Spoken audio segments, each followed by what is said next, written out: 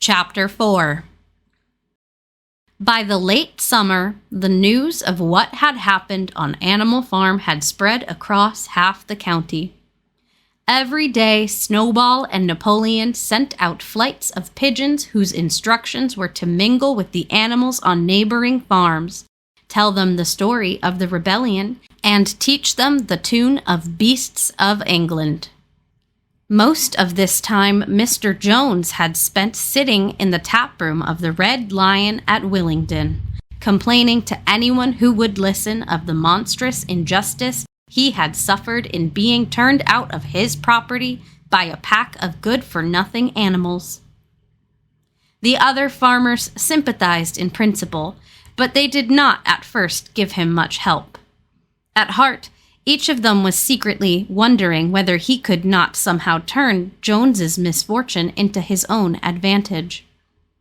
It was lucky that the owners of the two farms which adjoined Animal Farm were on permanently bad terms. One of them, which was named Foxwood, was a large, neglected, old-fashioned farm, much overgrown by woodland, with all its pastures worn out and its hedges in a disgraceful condition. Its owner, Mr. Pilkington, was an easy-going gentleman farmer who spent most of his time in fishing or hunting according to the season.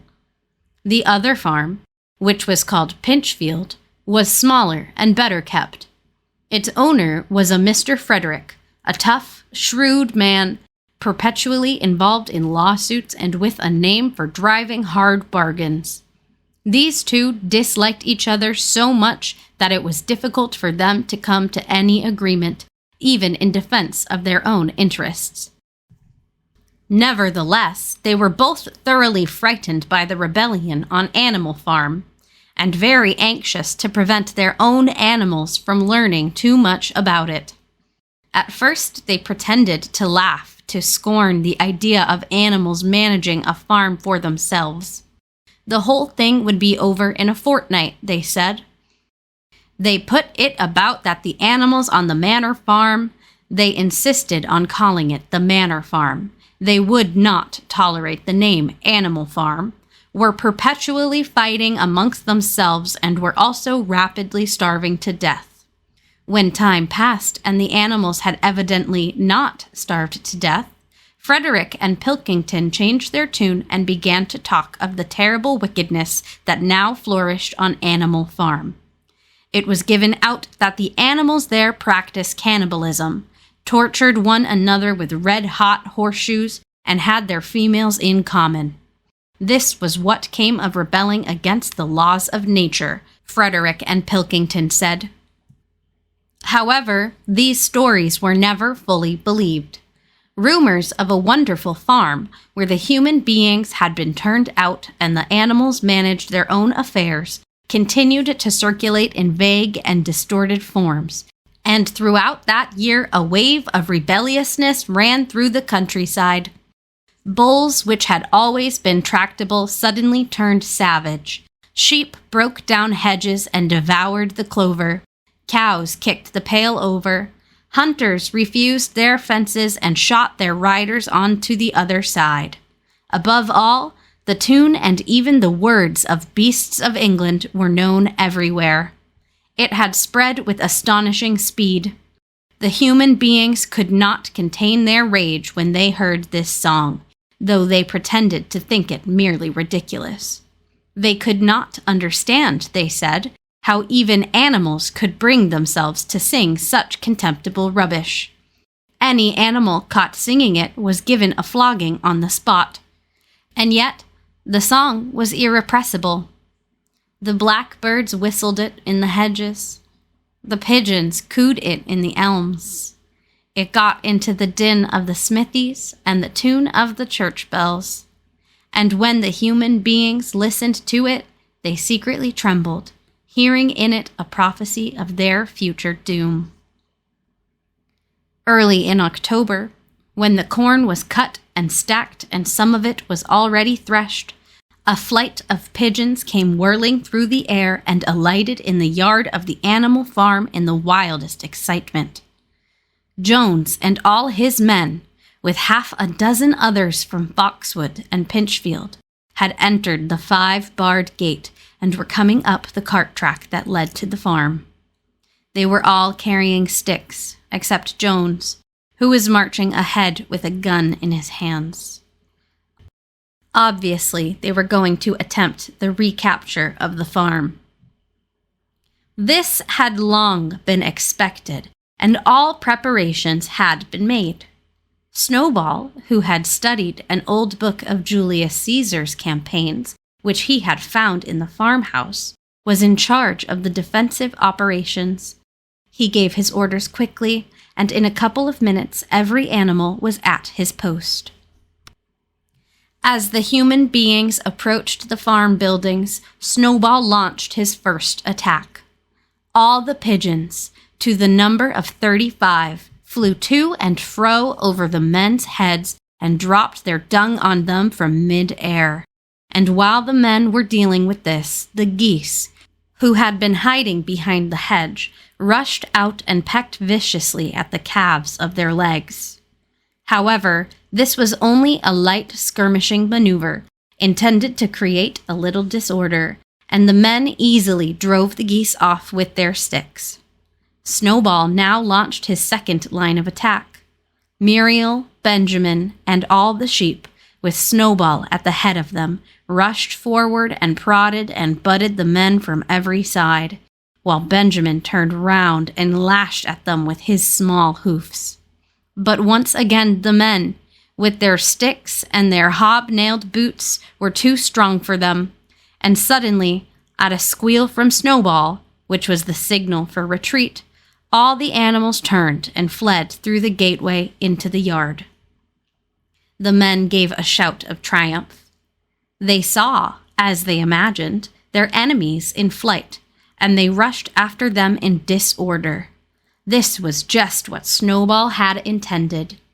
As soon as they were well inside the yard, the 3 horses, the 3 cows, and the rest of the pigs, who had been lying in an ambush in the cowshed, suddenly emerged in their rear, cutting them off.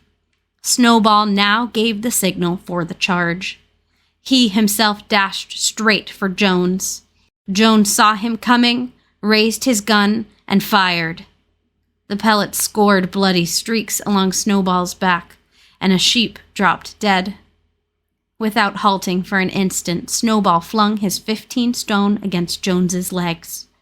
Jones was hurled into a pile of dung, and his gun flew out of his hands. But the most terrifying spectacle of all was Boxer, rearing up on his hind legs and striking out with his great iron-shod hoofs like a stallion. His very first blow took a stable lad from Foxwood on the skull and stretched him lifeless in the mud. At the sight, several men dropped their sticks and tried to run. Panic overtook them, and the next moment all the animals together were chasing them round and round the yard. They were gored, kicked, bitten, trampled on. There was not an animal on the farm that did not take vengeance on them after his own fashion. Even the cat suddenly leapt off a roof onto a cowman's shoulders and sank her claws in his neck, at which he yelled horribly. At a moment when the opening was clear, the men were glad enough to rush out of the yard and make a bolt for the main road. And so, within 5 minutes of their invasion, they were in ignominious retreat by the same way as they had come, with a flock of geese hissing after them and pecking at their calves all the way. All the men were gone except one. Back in the yard, Boxer was pawing with his hoof at the stable lad who lay face down in the mud, trying to turn him over. The boy did not stir. "He is dead," said Boxer sorrowfully. "I had no intention of doing that. I forgot that I was wearing iron shoes. Who will believe that I did not do this on purpose?" "No sentimentality, comrade!" cried Snowball, from whose wounds the blood was still dripping. War is war. The only good human being is a dead one. I have no wish to take life, not even human life, repeated Boxer, and his eyes were full of tears. Where is Molly? Exclaimed somebody. Molly, in fact, was missing. For a moment there was great alarm. It was feared that the men might have harmed her in some way, or even carried her off with them. In the end, however, she was found hiding in her stall with her head buried among the hay in the manger. She had taken to flight as soon as the gun went off. And when the others came back from looking for her, it was to find that the stable lad, who was in fact only stunned, had already recovered and made off. The animals had now reassembled in the wildest excitement, each recounting his own exploits in the battle at the top of his voice. An impromptu celebration of the victory was held immediately. The flag was run up, and Beasts of England was sung a number of times. Then the sheep who had been killed was given a solemn funeral, a hawthorn bush being planted on her grave. At the graveside, Snowball made a little speech, emphasizing the need for all animals to be ready to die for Animal Farm if need be. The animals decided unanimously to create a military decoration, Animal Hero First Class, which was conferred there and then on Snowball and Boxer. It consisted of a brass medal. They were really some old horse brasses which had been found in the harness room, to be worn on Sundays and holidays. There was also Animal Hero Second Class, which was conferred posthumously on the dead sheep. There was much discussion as to what the battle should be called. In the end, it was named the Battle of the Cowshed, since that was where the ambush had been sprung. Mr. Jones's gun had been found lying in the mud, and it was known that there was a supply of cartridges in the farmhouse. It was decided to set the gun up at the foot of the flagstaff, like a piece of artillery, and to fire it twice a year. Once on October the 12th, the anniversary of the Battle of the Cowshed, and once on Midsummer Day, the anniversary of the rebellion. Thank you for listening to Kelly Pry Audio Productions. Please consider liking and subscribing.